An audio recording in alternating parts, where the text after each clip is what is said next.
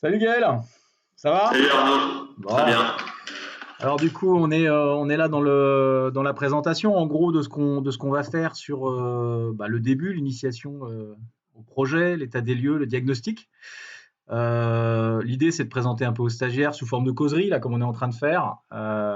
Du coup le petit grain autour de l'état des lieux et le travail qu'ils vont avoir à réaliser pour récolter les données, c'est ça, hein? Tout à fait, c'est ça. Dans la continuité de ce qu'on a fait déjà la semaine dernière. D'accord. Donc là l'idée c'est quoi? C'est on leur présente les documents. Comment tu vois les choses, Gaël? Alors, écoute, moi j'ai un certain nombre de documents. On va peut-être repartir effectivement de ce qu'on a terminé la semaine dernière, enfin, ce sur quoi on s'est arrêté la semaine dernière. Je vais donc aller partager mon écran pour revenir sur le document de la carte mentale. Alors, j'espère que vous voyez correctement les choses. Alors, il voit normalement Là, correct. Attends. Laisse venir l'image tranquillement. Voilà, c'est parfait. On y est. On voit parfaitement bien. Là, l'enregistrement est OK là. Vas-y. alors, donc la semaine dernière, nous avons travaillé sur ce qu'est un club, en fait, de quoi c'est constitué, qu'est-ce qu'il faut pour qu'un club tourne. Et donc, on a commencé enfin, vous m'avez fait pas mal de propositions sur ce qui vous paraissait important. Euh, donc, que moi j'ai noté, que j'ai répertorié dans la Jamboard. Et puis, ça m'a permis d'alimenter ce que j'avais déjà construit comme réflexion autour de ce qu'est un club. Voilà, donc j'ai pris en compte notamment vos remarques autour de la communication, de l'identité visuelle, le logo, etc. Ce que j'avais pas forcément beaucoup relevé, moi, dans ma vie des choses. Donc, j'ai alimenté un peu de ça. Et puis, voilà la vision que j'ai envie de vous proposer de ce qu'est un club. Je peux peut-être zoomer un petit peu. Arnaud, tu me dis, Non, je non, me c'est rends pas bien là. compte Enfin, de je pense comment c'est ouais, visuellement. voilà, c'est parfait là. Là, il voit c'est parfait. C'est nickel. Et donc, voilà les différentes thématiques moi que je vous proposerai d'aller observer au sein de votre structure d'alternance. Et puis, on va commencer ici par ça aujourd'hui, enfin en tout cas pendant cette séquence, parce que on va dire que c'est un peu le cœur de ce qui fait qu'on est dans un club de ping, c'est qu'il y a des activités sportives, voilà, des activités sportives, des activités extra-sportives, on en a parlé, et puis surtout, il y a des adhérents, donc il y a des gens qui viennent jouer au ping. Il y a des joueurs de ping, c'est ce qui fait qu'il y a un club, et puis c'est ce qui nous fait vivre, nous, les entraîneurs, les dirigeants de club. De ce que tu attends d'eux finalement, c'est qu'ils fassent un peu l'état des lieux de ces affaires-là sur leur club. Exactement. C'est vers ça qu'on va aller. Donc moi, comme ça me semble être, je pense que pour tout le monde, voilà, c'est ce qui compte principalement, c'est les joueurs. C'est d'aller regarder un petit peu précisément comment c'est dans votre club, qui est-ce qui joue, comment sont les gens qui jouent. Alors voilà, ce que je vous propose,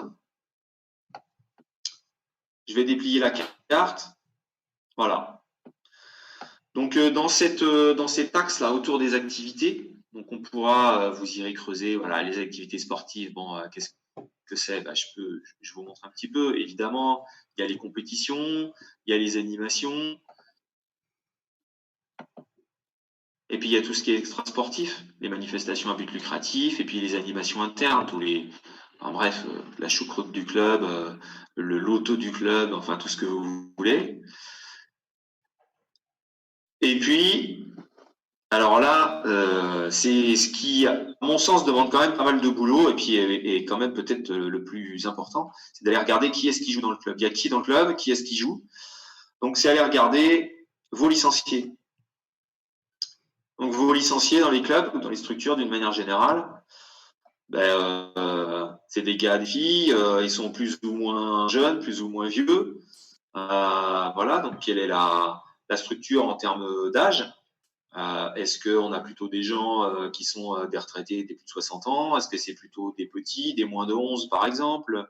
Bref, allez regarder tout ça. Allez regarder type de pratique. Ben, c'est des pratiquants plutôt compétiteurs, c'est plutôt des loisirs. Est-ce qu'ils jouent qu'en championnat, ils font du critérium fédéral, etc. Vous voyez, vraiment aller creuser qu'est-ce qu'ils font, tous ces gens-là, dans le club. Peut-être qu'il y en a qui ils sont trop petits pour faire de la compétition, c'est juste des baby ping. Peut-être que c'est des gens qui sont retraités et en fait, ils n'ont pas envie de s'embêter avec la compète. Ce qui les intéresse, c'est de se retrouver tous les mardis matin pour se taper quelques matchs. Et puis, sur les coups de 11h30, 11h45, il y a toujours un anniversaire. Donc, c'est de boire un coup ensemble. Bref. Après, évidemment, c'est aussi d'aller regarder le niveau sportif. Les gens que vous avez au sein du club, ils pratiquent, ils ont plutôt un niveau régional, départemental. Est-ce que vous avez des gens qui sont vraiment tournés vers de la perf et puis qui sont des gens qui vont aller jouer en tournoi, qui sont prêts à aller se déplacer aux quatre coins de la France pour aller faire des tournois? On en a tous des comme ça dans les clubs. Et puis regardez aussi leur histoire, leur ancienneté dans le club. Les gens qui jouent chez vous, c'est plutôt des gens il y a beaucoup de turnover, c'est-à-dire c'est des gens qui jouent 1, 2, 3 ans, et puis ils s'en vont parce qu'ils en ont marre, mais tous les ans vous avez beaucoup de recrutement, voilà, ou au contraire c'est des durs de durs, les mordus, les passionnés de ping. Et donc regardez un petit peu depuis quand ils sont là et comment ça se passe. Vous voyez, Donc en gros, vraiment aller observer la typologie de tous les pratiquants, tous les gens qui jouent au club. Ouais, Arnaud. ce que tu es en train de nous dire finalement, c'est qu'il n'y a aucun club qui ressemble à un autre. En gros, c'est ce qu'on veut savoir, c'est globalement dans les structures d'alternance dans lesquelles ils sont, c'est ce qui fait un peu la carte d'identité du club, c'est ce que tu veux nous dire. Moi, je pense effectivement que, on l'a dit déjà un petit peu, il y a l'aspect, la direction. Là, c'est les dirigeants, tout ça. On l'a dit, ça fait l'identité du club. Mais quand même, ce pourquoi on est tous là, c'est échanger la balle autour de la table, c'est jouer au ping. Ce qui fait quand même fortement l'identité d'un club, c'est aussi les gens qui y jouent, quoi. D'accord. Et tout ce qu'on vient de se dire. Donc c'est pas facile parce que du coup là tu nous dis faut faire ça, mais du coup je suis pas dans mon club, le Covid-19, c'est fermé en ce moment. Comment on fait pour faire ce recensement finalement? Comment on fait ça du coup? Alors, effectivement. Alors, tu dis on est loin du club. Au final, ça peut poser certains problèmes, effectivement. Mais en même temps, c'est peut-être le bon moment aussi pour le faire.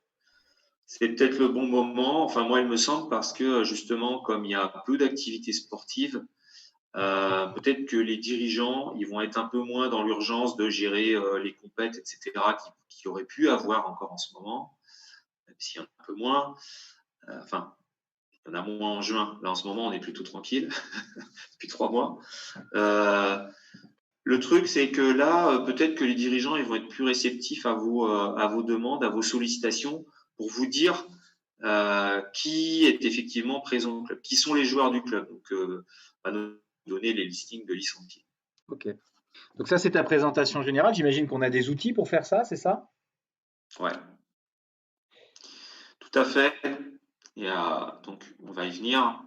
Je vais vous présenter quelques Alors, je te propose exemples. de faire un bloc, on va faire plusieurs vidéos, hein, parce que du coup, j'aurais juste vérifier aussi en même temps si celle-là fonctionne. C'est notre premier essai de causerie, on va dire ça comme Ouais, ça. si ça marche. Donc, Ouais, on voit si ça marche, et puis on encapsule celle-là, on voit ce que ça donne. Hein.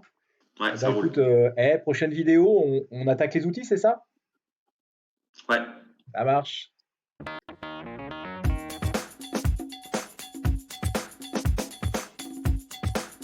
Yeah.